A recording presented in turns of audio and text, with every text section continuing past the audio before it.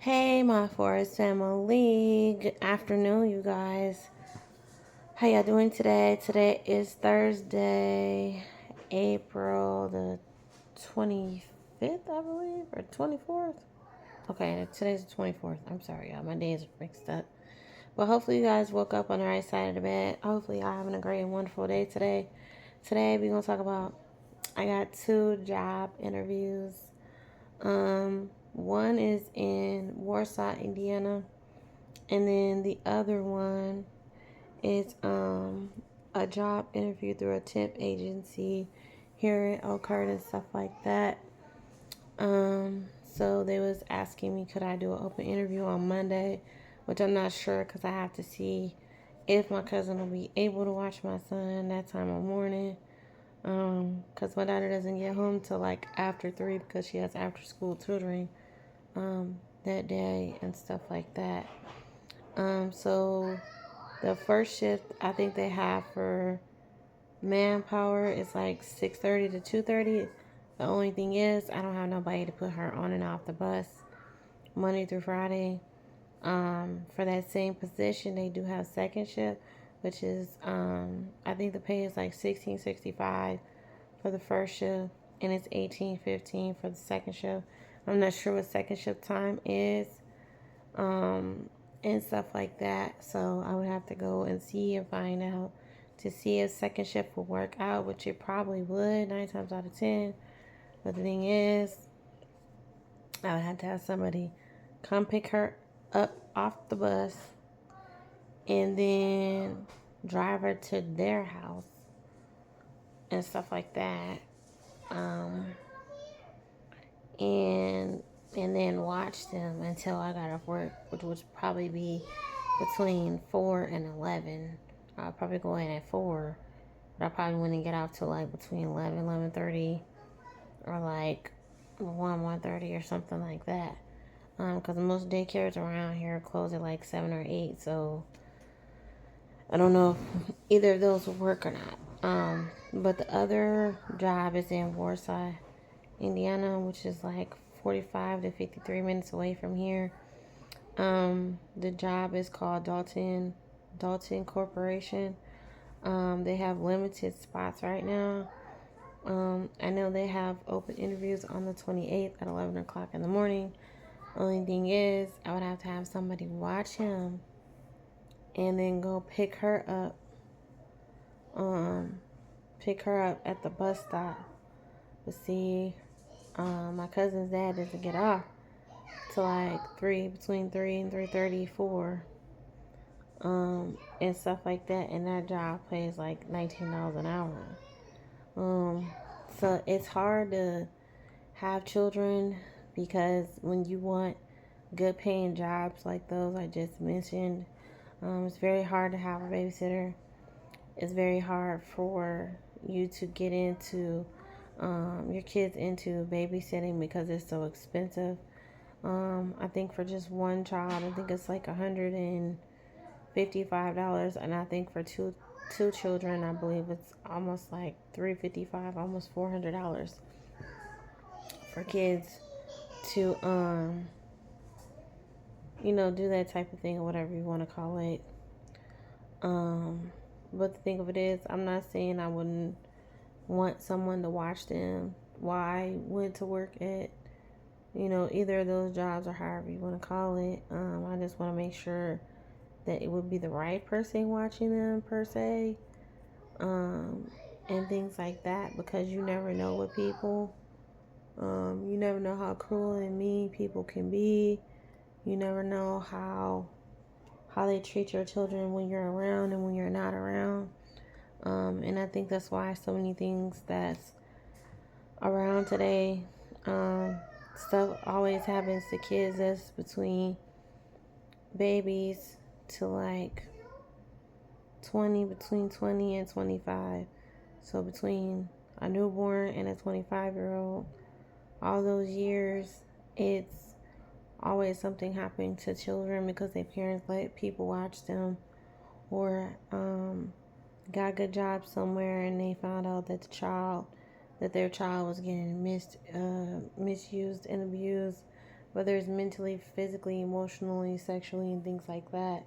And some kids hide certain things from their parents for typically a period of time until they're ready to talk about it. There's so many kids that I know out there um, that have been sexually assaulted by adults or by people watching them, or murdered or killed by babysitters and other family members, and even their mothers and fathers, because um, their other parts of the family were trying to get jobs or daycare or assistance, or just trying to be a better person for themselves and things like that. So it can be hard at sometimes being a mom, trying to find a babysitter that's gonna watch them, be beneficial, that's gonna treat your kids right and love them and take care of them.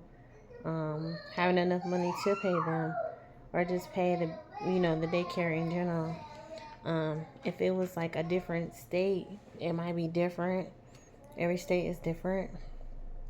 Um, but I did tell you guys that I talked to Harmony's dad, maybe like a week and a half, almost 2 weeks ago or something like that.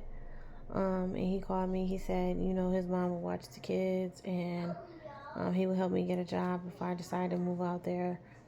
I have been thinking about breaking my lease because, like I said, y'all, ain't really nothing here for me no more. I want to wait till January, but I don't think I'm going to be able to do it. But I have to talk to the lady that's the senior housing choice voucher lady. I'll probably call her tomorrow to see if it would be possible, if I could break my lease, even though I signed another lease for 12 months. I would have to see if that's possible to do. If it is, I'll go ahead. If not, and she says wait, I'll wait if I have to, but I really don't want to, only because y'all know the situation with their dad, basically, and stuff like that. We've been harassed. He's been calling us and texting us and leaving voicemails and different things of that nature, of just being passive aggressive, and being narcissistic about stuff, being manipulative, doing derogatory, mean, unthinkable and unbelievable things. And it's been scaring the kids and traumatizing them. And then on top of that, they both been acting out because they so traumatized behind his decisions and his choices and different things of that nature. And I tell people all the time, my kids have been through a lot, especially my oldest child. Those of you who know, she went through a lot of stuff with me from the time she was born up here until like maybe um, 8 till about 7 or 8, maybe 9 years ago now. She done been through a lot, and then my son is only 3.5, and he's been going through this stuff with his dad since he was 11 and a half days old. So it's been a lot on top of a lot on top of a lot on top of a lot. And sometimes I don't know which way to go. Sometimes I don't know which way to feel. Sometimes I don't know what to say to them about, having a dad or not having one, because I grew up without one. Those of you who know, I made a video about that, and my grandpa was my only example. But those of you who know, he's been deceased for like almost 20 years now. I think it'll be 20 years next year that he's been gone. And those of you who know, he was the only person that really was a dad figure. I tell people all the time when they do ask me about my dad, like, I don't know him. I never heard his name. I don't know if I have siblings or not. If he came up with me today, I would know who he is from a lick of paint. And I feel sorry for my children that they have to go through the exact same thing that I went through, and I said before I even had children that I would hope and pray that they wouldn't have to go through that. But even though they are, mom's gonna stay steadfast and strong and try to keep a hold to this family. Try to hold hold down everything and stuff and try to keep everything under wraps. Try not to get upset and frustrated and irritated or feel like I'm lost because things aren't the way they should be or the way they're supposed to be or how I would like them to be right now. Not saying they always gonna be like this and stuff like that. But I'm not gonna lie to y'all. I'm gonna be transparent to y'all. I have been thinking about giving them up for adoption only because, like I said, I really don't have help. You know, my cousin got 5 kids at her own responsibilities, so I don't want to put too much pressure on her. You know, my friend's got 2 kids of her own that are teenagers, so I don't want to put too much pressure on her. And daycare is too expensive. I don't have no one to put her on the bus in the morning. I don't have no one to take her off the bus in the morning after she get out of school. You know, I don't have nobody that'll watch him, 24/7 or for a couple hours or just days at a time unless I ask my cousin or one of my nieces or something, or my daughter's dad's mom. But other than that, there's really nobody else. And I would hate to have to do that to my kids. That would hurt me to a core to do that. But it seemed like that's really the only choice. I discussed it with a male friend of mine, and he was like, don't do that. And I'm like, I get what you're saying, but I don't have no help. I don't have nobody to help me raise them. I don't have nobody to be there to say, hey, you can take a break. You can take a breather. You can take time. You can do this, do that, whatever you want to call it. Because people are not taking their time out of their busy day to help me.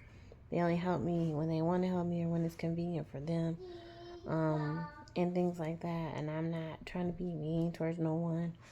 I'm not trying to, make nobody feel no type of way or anything. That's just being honest and being real, you guys, and stuff like that. So let me know what you guys think of this video. Make sure you like, subscribe, comment, hit your notification bell off for every time I drop a video. Love you guys so much. Thank y'all for all y'all love, y'all care, y'all support, y'all prayers throughout these months, days, and weeks. I appreciate y'all for y'all positive comments, information, aspirations, and more. Always remember that there is a light at the end of the tunnel. Always remember God is on our side. No matter who we are, where we are, who we're trying to be, where we're trying to go. Remember, I love you. God loves you. Let's keep going, growing, and moving up in life. And I'll talk to y'all later. Bye.